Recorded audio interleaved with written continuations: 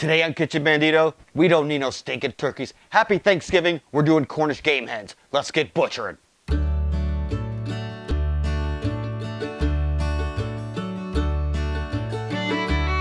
So as we get working on our recipe, we're gonna start on our sides.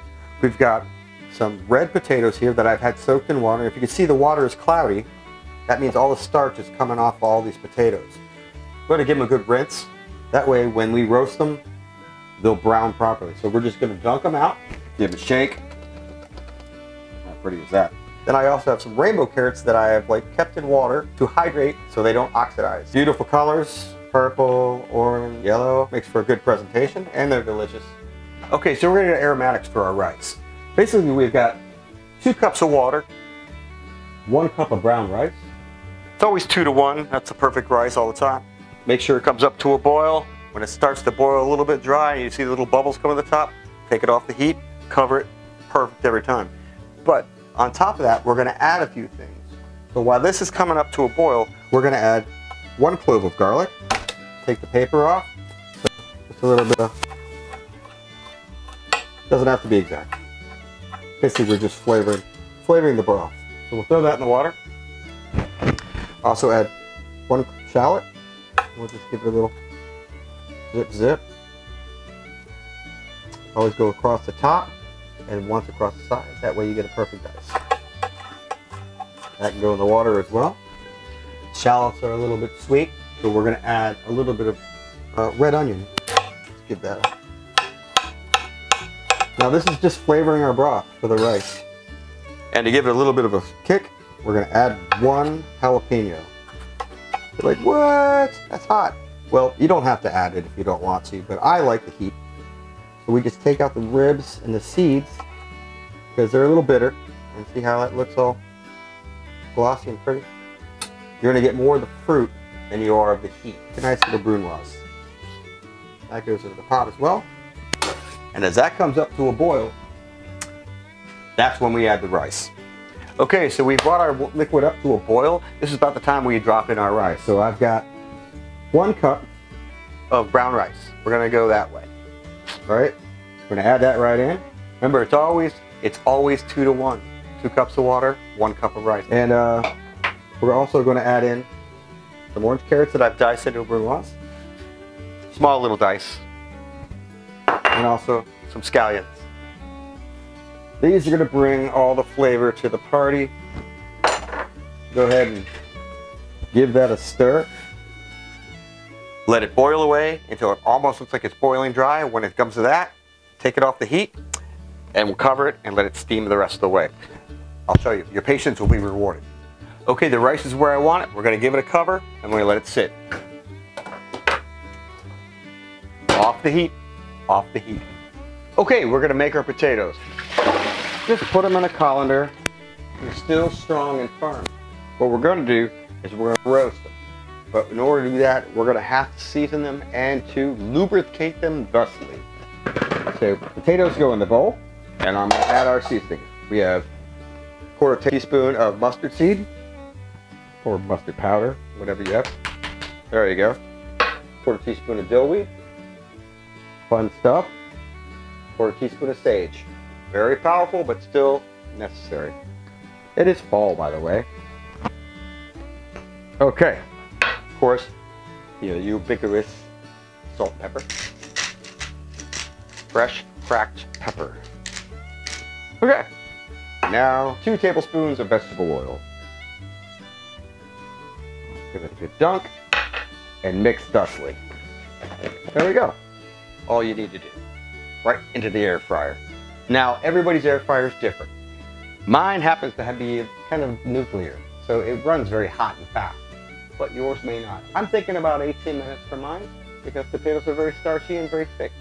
So let's give it a rip and we'll do the old paring knife test at the end. If it goes in easily, boom, they're done.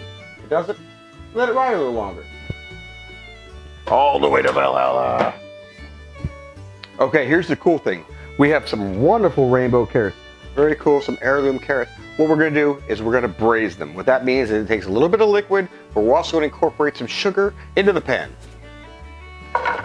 Carrots go into the pan. In comes the butter with the seasonings. Give it a good shake. Don't worry about it not landing properly because it'll melt anyways. Also, we're going to add a little bit of water to give it a little bit of steam going on because, you know, can't all be fat. So we can press that. Couple of cuts of red onion and some parsley. Right there. It's going to go on the heat for about 15 minutes. And then we'll adjust it. We'll find out once we take a paring knife and see how tender they are. But I think the cast iron pan will actually do its job. So let's get onto the fire. Okay, so here we got our Gallus domesticus, our Cornish game hen.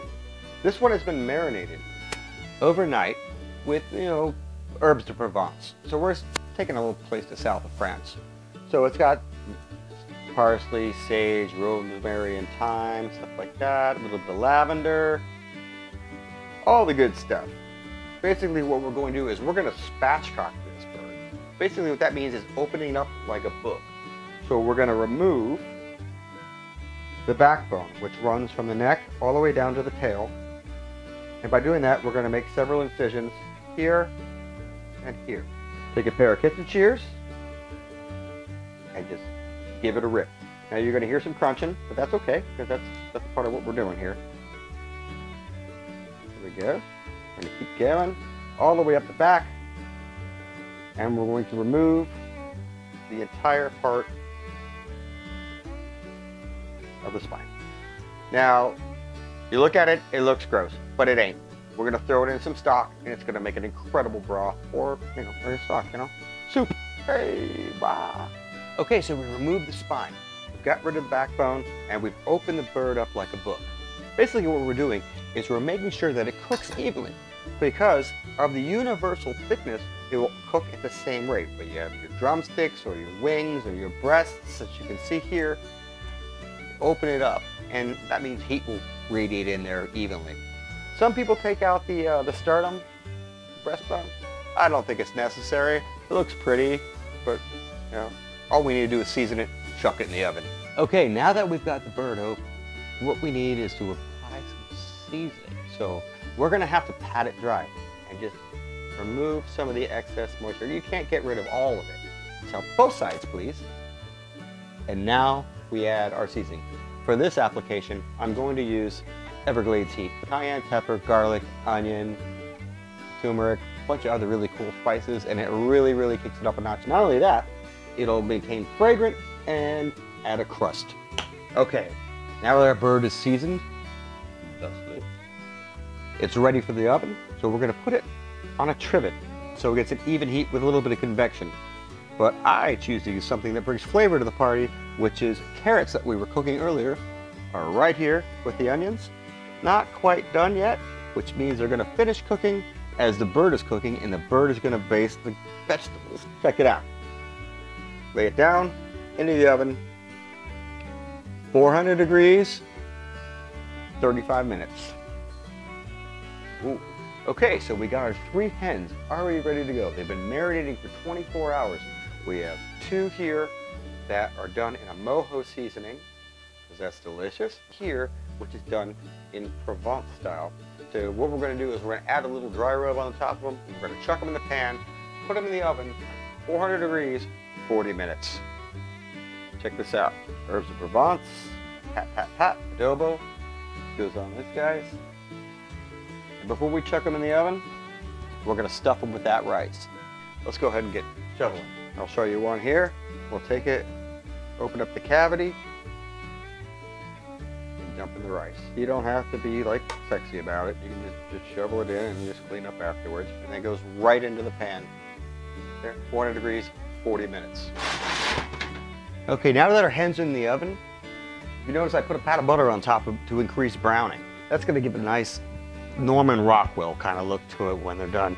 Our spatchcock chicken, which is going to take a lot less because it's open like a book and it's sitting in that trivet of all those vegetables, and they're going to continue roasting. Okay, I think our birds are done. Oh yeah, look at that. Careful, careful, they're hot. How gorgeous is that? Okay, so our birds are done. This is our full bird. This is our spatchcock bird. 40 minutes, 25 minutes, perfection. Bon appetit.